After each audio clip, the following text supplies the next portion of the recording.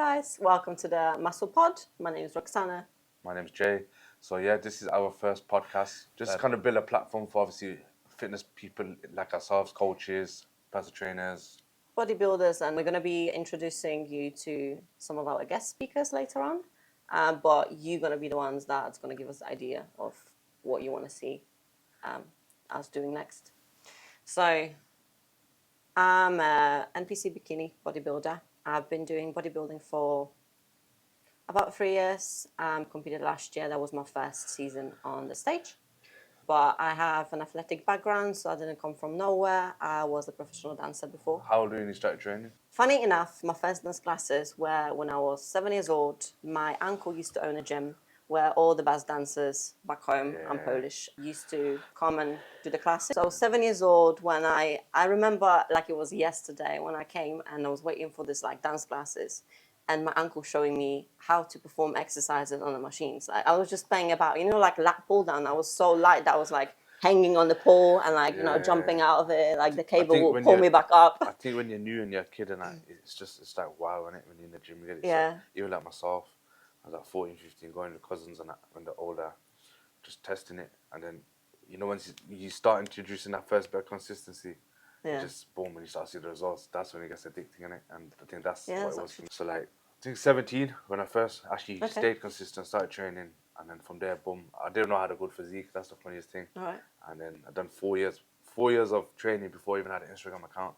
So this is where I feel like a lot of people go wrong is they do 1-2 weeks of training, and then boom, down Instagram, they're like this and that, this and that. You have to build your foundations, man. And I think that's where a lot of people go wrong in it. Have you played any sports before, or was it just like straight into gym? I was just always been a naughty kid, innit?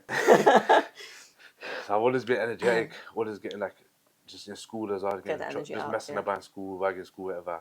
And then obviously it's like, I got forced to go to the gym with my cousin, done a month with him. He got off, I carried on. Then literally 19 months down the line, boom, I've got like a nice frame and everyone's complimenting me, but man, don't take it too seriously, so I'm just still doing what I'm doing.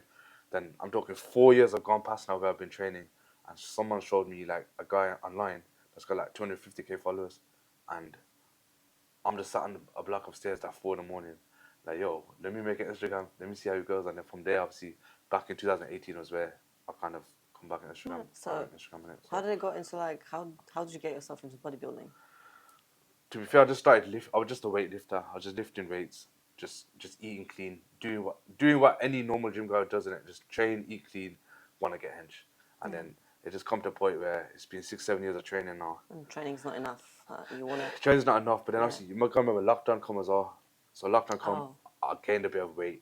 Obviously got fat basically. Got fat. I just thought to myself, let me give this competing thing a go. Because I've seen a few people that from local who are competing and stuff. And then I just gave it a go. Then I done the BMBF back in 2022. And from there, I just kind of built that discipline in terms of bodybuilding. It was just like that, to be fair. Fair enough. What about you? When was the first show? So when I stopped dancing, I had a knee injury. Actually, that stopped me from performing professionally with dancing. So then I was looking into something that I can do instead of dancing, and it was gym for me. I had eating disorders before, and openly speaking about it because... Overeating or undereating? So I had bulimia. So this is overeating and then throwing up. I also had some like anorectic episodes. But I had like all sorts of eating disorders, and I was kind of like getting myself into the nutrition.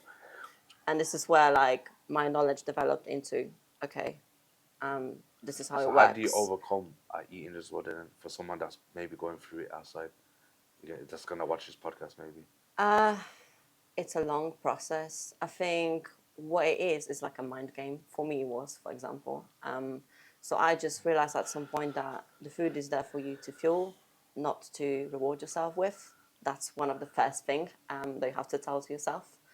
But it's a long process, and you obviously need to reach to someone. You need to reach to a professional. You need to reach to a friend. You need to reach to anyone. You can't just build it up within yourself. You can't just close it up for word. Yeah, 100%. And I was gonna say as well, this is where the importance of like, you have someone that's guiding you, or giving you advice on nutrition comes in, because you could be someone that's overweight, but you're undereating because you're eating bad. You feel like you're overeating. you're not getting the right food in, your digestion's all over the place, this Yeah. and that. So automatically you're just in a position of under eating, thinking you're overeating, but then you end up eating the wrong things.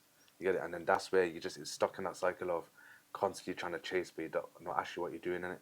So you know what I mean? There's always Yeah. the importance of nutrition and stuff like that. It generally took me like years of practice, years of like testing on myself what works, what not, testing on people, testing on my mum, writing her a diet plan back in the day, writing a diet plan for my like auntie or even a nan, and then seeing the progress from them that got me into thought of training and coaching people Yeah. myself, and maybe passing on the knowledge that I've gained through myself and from like friends and whatnot. I feel like the best person you can do it on is always yourself as well. Yeah, that So is like actually true. that's where what I was doing. So for like I think 4 or 5 years we were in that training, understanding what foods work best for me, what foods I respond to for performance training. Because anyone can eat clean, but choosing the right foods, the right amount for certain days of training helps with your performance and recovery and stuff like that.